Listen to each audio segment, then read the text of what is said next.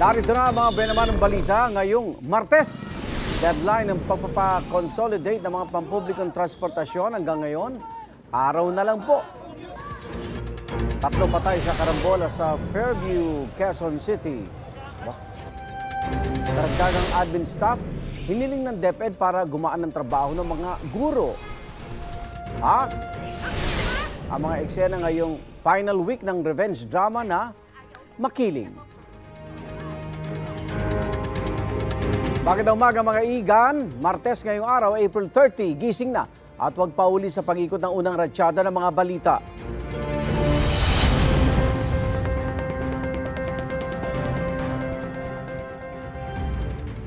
Ngayong araw na lang ang deadline ng pamahalaan sa pagpa-consolidate ng mga pampublikong transportasyon sa ilalim ng PUV Modernization Program. Bukas ang tanggapan ng LTFRB hanggang mamaya para tumanggap ng minimum requirements para sa consolidation. Magbibigay raw ang ahensya ng hanggang 9 na buwan sa aplikante para makumpleto ito. Kasabay ng huli ng palugid ng pamahalaan para magpa-consolidate, ay ikalawang araw na tigil pasada ng grupong Piston at yung pang transport group na tutol dito. Ay, hindi pa deadline yan. Naglolokohan lang tayo. Hindi, sabi nila may ano na bomba. last na talaga to. Oh. Last na. Deadline. Wala na talaga.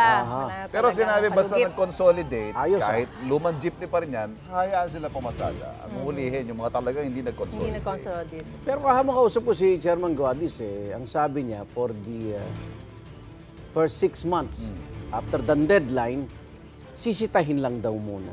Ah, ganon? After that, tsaka na-i-impound sa Tarlac. Akala ko ba... Hindi huli na, hindi na. Kasi pero kolorom na palugit sila, din di ba? Kaya nga. So, So hindi pa rin deadline, no?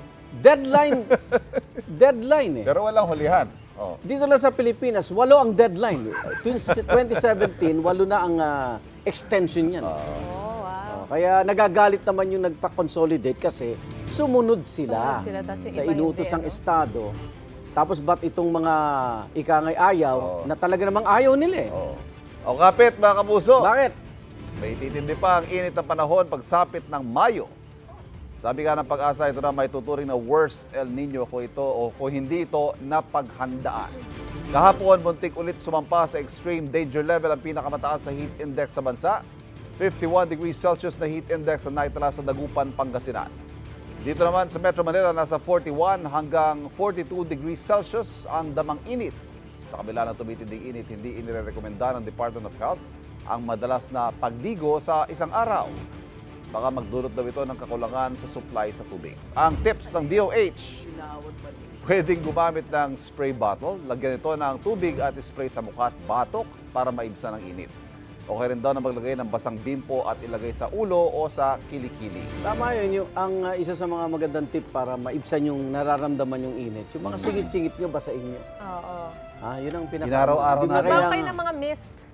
Ang 40 plus, ano? Araw-araw. 40 plus ang heat index natin. Parang dati ba gano'n? Maabot mo tayo ng ganyan. Hindi ko, Kaya ako, nga, ako yung hindi ko na worst inintindi yung temperatura. El Nino Iinit raw lang ulo ko eh. Basta ako, maayos, may tubig, di ba? Sumisilong ka. Maganda, nung araw kami sa Tondo, yung tubig, iniipon namin sa drum. Ang lamig nun, nako. Ang sarap sa tabo.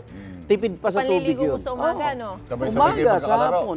Walang ano yun, walang init, kulo-kulo. Ewan ko, kailan nauso yung kulo-kulo eh. Pero kakaiba talaga ngayon, talagang nakakasunog ng balat. Oo. Grabe yung pakiramdam. Pero ito naman po mga kapuso, sa ibang balita, 3 ang patay habang 17 ang sugatan sa karambola ng mga sasakyan sa Fairview, Quezon City. Ang sangkot sa karambola kagabi ay isang pampasaherong bus, UV Express, taxi at 5 motorsiklo. Patay ang isa sa mga rider at 2 pasahero ng UV Express. Sa investigasyon, bumangga ang bus sa ilang motorsiklo at saka bumangga rin ito sa UV Express at taxi.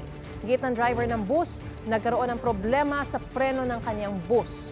Hawak na siya ngayon ng QCPD. Naku, baka sa dalas na rin kasi magkaroon ng bus modernization. Di ba? Puro palyado ang preno eh. Dapat may regular maintenance check-up. Susunod namin ihirit, Pangulong Bongbong Marcos nagsalita tungkol sa isyong may artificial power crisis umano sa bansa. At DepEd humiling ng dagdag na 5,000 posisyon para mapagaan ang trabaho ng mga guro. Pagbabalik pa ang unang hirit.